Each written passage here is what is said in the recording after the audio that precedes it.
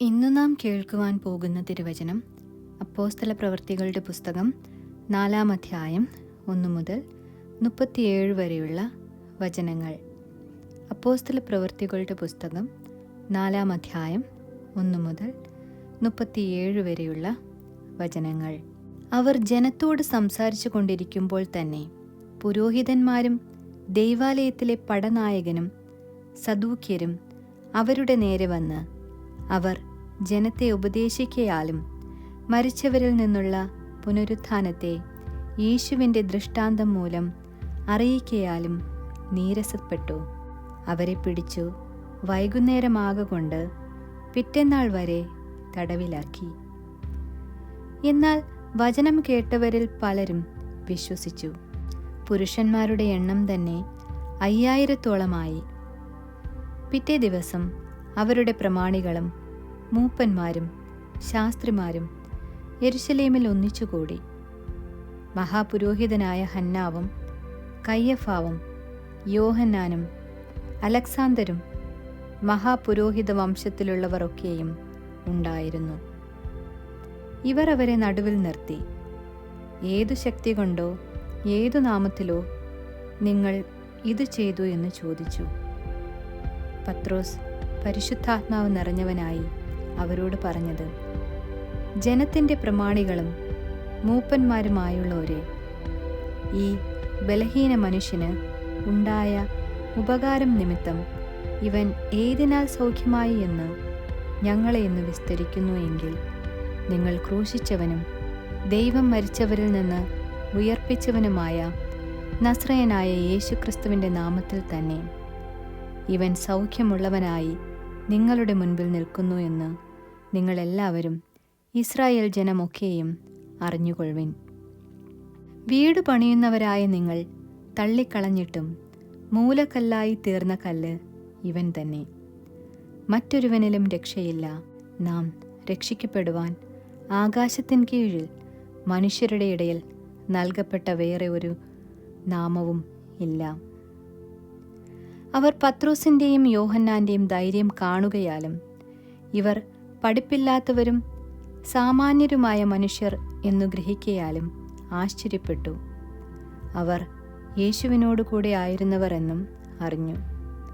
സൗഖ്യം പ്രാപിച്ച മനുഷ്യൻ അവരോടുകൂടെ നിൽക്കുന്നത് കണ്ടതുകൊണ്ട് അവർക്ക് എതിർ പറയാൻ വകയില്ലായിരുന്നു. അവരോട് ന്യായാധിപ സംഘത്തിൽ നിന്നും പുറത്തു പോകുവാൻ കൽപ്പിച്ചിട്ട് അവർ തമ്മിൽ ആലോചിച്ചു, ഈ മനുഷ്യരെ എന്തു ചെയ്യേണ്ടു? പ്രത്യക്ഷമായൊരടയാളം അവർ ചെയ്തിരിക്കുന്നു എന്ന് യെരുശലേമിൽ പാർക്കുന്ന എല്ലാവർക്കും പ്രസിദ്ധമായല്ലോ. നിഷേധിപ്പാൻ നമുക്ക് കഴിവില്ല. എങ്കിലും അത് ജനത്തിൽ അധികം പ്രചരിക്കാതിരിപ്പാൻ അവർ യാതൊരു മനുഷ്യനോടും ഈ നാമത്തിൽ ഇനി സംസാരിക്കരുതെന്ന് നാം അവരെ താക്കീത് ചെയ്യണമെന്ന് പറഞ്ഞു. പിന്നെ അവരെ വിളിച്ചിട്ട് യേശുവിൻ്റെ നാമത്തിൽ അശേഷം സംസാരിക്കരുത്, ഉപദേശിക്കുകയും അരുത് എന്നു കൽപ്പിച്ചു. അതിനു പത്രോസും യോഹന്നാനും, ദൈവത്തെക്കാൾ അധികം നിങ്ങളെ അനുസരിക്കുന്നത് ദൈവത്തിൻ്റെ മുൻപാകെ ന്യായമോ എന്നു വിധിപ്പിൻ. ഞങ്ങൾക്കോ ഞങ്ങൾ കണ്ടും കേട്ടുമിരിക്കുന്നത് പ്രസ്താവിക്കാതിരിക്കുവാൻ കഴിയുന്നതല്ല എന്നുത്തരം പറഞ്ഞു.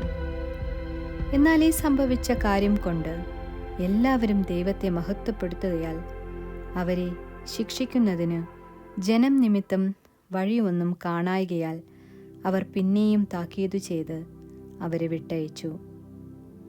ഈ അത്ഭുതത്താൽ സൗഖ്യം പ്രാപിച്ച മനുഷ്യൻ 40-ലധികം വയസ്സുള്ളവനായിരുന്നു.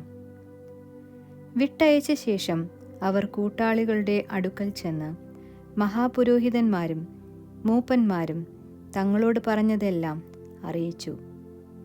അതു കേട്ടിട്ട് അവർ ഒരുമനപ്പെട്ട് ദൈവത്തോട് നിലവിളിച്ച് പറഞ്ഞത്, ആകാശവും ഭൂമിയും സമുദ്രവും അവയിലുള്ള സകലവും ഉണ്ടാക്കിയ നാഥനെ, ജാതികൾ കലഹിക്കുന്നതും വംശങ്ങൾ വ്യർത്ഥമായത് നിരൂപിക്കുന്നതും എന്ത്?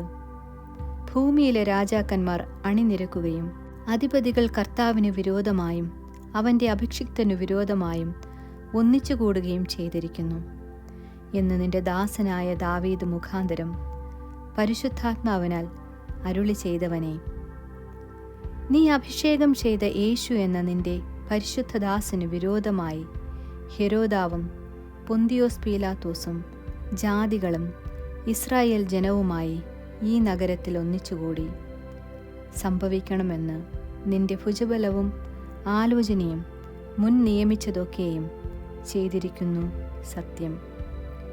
ഇപ്പോഴോ കർത്താവേ, അവരുടെ ഭീഷണികളെ നോക്കണമേ. സൗഖ്യമാക്കുവാൻ നിന്റെ കൈ നീട്ടുന്നതിനാലും നിന്റെ പരിശുദ്ധദാസനായ യേശുവിൻ്റെ നാമത്താൽ അടയാളങ്ങളും അത്ഭുതങ്ങളും ഉണ്ടാകുന്നതിനാലും നിന്റെ വചനം പൂർണ്ണ ധൈര്യത്തോടുകൂടെ പ്രസ്താവിപ്പാൻ നിന്റെ ദാസന്മാർക്ക് കൃപ നൽകണമേ. ഇങ്ങനെ പ്രാർത്ഥിച്ചപ്പോൾ അവർ കൂടിയിരുന്ന സ്ഥലം കുലുങ്ങി. എല്ലാവരും പരിശുദ്ധാത്മാവ് നിറഞ്ഞവരായി ദൈവവചനം ധൈര്യത്തോടെ പ്രസ്താവിച്ചു. വിശ്വസിച്ചവരുടെ കൂട്ടം ഏകഹൃദയവും ഏകമനസ്സും ഉള്ളവരായിരുന്നു. തനിക്കുള്ളതൊന്നും സ്വന്തമെന്നാരും പറഞ്ഞില്ല. സകലവും അവർക്ക് പൊതുവായിരുന്നു. അപ്പോസ്തലന്മാർ മഹാശക്തിയോടെ കർത്താവായ യേശുവിൻ്റെ പുനരുത്ഥാനത്തിന് സാക്ഷ്യം പറഞ്ഞു വന്നു. എല്ലാവർക്കും ധാരാളം കൃപ ലഭിച്ചിരുന്നു. മുട്ടുള്ളവനാരും അവരിൽ ഉണ്ടായിരുന്നില്ല. നിലങ്ങളുടെയോ വീടുകളുടെയോ ഉടമസ്ഥരായവർ ഒക്കെയും അവയെ വിറ്റ് വില കൊണ്ടുവന്ന് അപ്പോസ്തലന്മാരുടെ കാൽക്കൽ വയ്ക്കും. പിന്നെ ഓരോരുത്തന് അവനവൻ്റെ ആവശ്യം പോലെ വിഭാഗിച്ചു കൊടുക്കും. പ്രബോധനപുത്രൻ എന്നർത്ഥമുള്ള ബർന്നബാസ് എന്ന അപ്പോസ്തലന്മാർ മറുപേർ വിളിച്ച കുപ്രോസ് ദ്വീപുകാരനായ യോസഫ് എന്നൊരു ലേവ്യൻ തനിക്കുണ്ടായിരുന്ന നിലം വിറ്റ് പണം കൊണ്ടുവന്ന് അപ്പോസ്തലന്മാരുടെ കാൽക്കൽ വെച്ചു. ആമേൻ.